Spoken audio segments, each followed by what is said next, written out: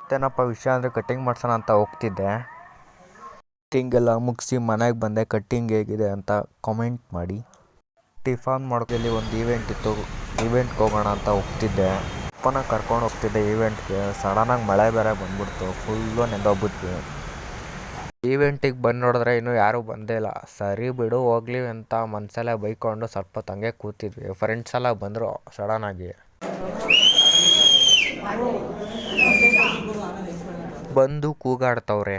Degree complete ಮಾಡಿ graduate ಮಾಡಿರೋರಿಗೆ ಮೆಡಲ್ನ ಕೊಡ್ತಿದ್ರು. ನಾವು ಸ್ವಲ್ಪ ಹೊತ್ತು ಹಂಗೆ ನೋಡ್ಕೊಂಡು ಕೂತಿದ್ವಿ. ಕೂತಿದ್ದಂಗೆ ಕ್ಯಾಂಡಲ್ನ ಹಿಡ್ಕೊಂಡು ನಿಂತ್ಕೊಂಡ್ಬಿಟ್ರು. ನಾವು ಇದೇನಪ್ಪ ಅಂತ ಗೊತ್ತಾಗದೆ ತಲೆ ಕರ್ಕೊಂಡು ಹೋಗ್ಲಿ ಬಿಡು ನಮ್ಗೆ ಯಾಕೆ ಅಂತ ಹೇಳ್ಬಿಟ್ಟು ರೆಸ್ಟಿಂಗ್ ಪೀಸ್ ಅಂತ ಹೇಳ್ಬಿಟ್ಟು ಸುಮ್ಮನೆ ಕೂತ್ಕೊಂಡ್ವಿ. ಮುಗಿದ್ಮೇಲೆ ನನ್ನ ಫ್ರೆಂಡು ಗಾಡಿ ತೊಗೊಂಬಂದಿದ್ದೆ. ಗಾಡಿ ತೊಗೊಂಡು ಹಂಗೆ ಮನೆ ಕಡೆ ಹೊರಟ್ವಿ. ಏನಾರ ಸೈಟ್ಸ್ನ ತೊಗೊಂಡೋಗೋಣ ಅಂತ ಹೋದ್ವಿ. ತೊಗೊಂಡೋಗ್ಬೇಕಾದ್ರೆ ಸರಿಯಾದ ಟೈಮಿಗೆ ಮಳೆ ಬೇರೆ ಬಂದ್ಬಿಟ್ಟು ಏನಪ್ಪ ಇದು ಕರ್ಮ ಅಂತ ಹೊರಟೋದ್ವಿ. ಸರಿ ನಿಮಗೆ ತೋರ್ಸೋದನ್ನ ಮರ್ತ್ಬಿಟ್ಟೆ. ನನಗೂ ಒಂದು ಕಾರ್ಡ್ನ ಕೊಟ್ಟರು, ನಾನು ಆಗಲೇ ನಿಮಗೆ ವೀಡಿಯೋದಲ್ಲಿ ತೋರಿಸ್ಲಿಲ್ಲ.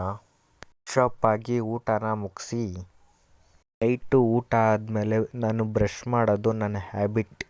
ಇಷ್ಟೆಲ್ಲ ಆದಮೇಲೆ ಈ ಕ್ರೀಮ್ನ ಅಪ್ಲೈ ಮಾಡ್ತೀನಿ ನಾನು. ನೈಟು ಮಲ್ಕೊಬೇಕಾರೆ ಪಿಂಪಲ್ಸ್ ಎಲ್ಲ ಹೋಗುತ್ತೆ. ನಿಮಗೂ ಪಿಂಪಲ್ ಆಗಿದ್ರೆ ಒಂದು ಸಲ ಟೈಮ್ ಬೇರೆ 10:30 ಆಗಿತ್ತು. ಮಲ್ಕೊಳ್ಳೋಣ ಅಂತ ಬಂದರೆ ನನ್ನ ತಂಗಿ ಬೇರೆ ಹೋಮ್ವರ್ಕ್ನ ಬರ್ಕೊಂಡು ಕೂತವಳೆ. ಫೈನಲಾಗಿ ನನ್ನ ತಂಗಿನೂ ಹೋಮ್ವರ್ಕ್ ಮುಗಿಸಿ ಹೋದ್ಲು. ನಾನು ಅಲಾರಾಮ್ ಇಟ್ಬಿಟ್ಟು ಮಲ್ಕೊಂಡೆ. ಇವತ್ತಿನ ವಿಡಿಯೋ ಇಷ್ಟೇ, ನಾಳೆ ಸಿಗ್ತೀನಿ, ಬಾಯ್.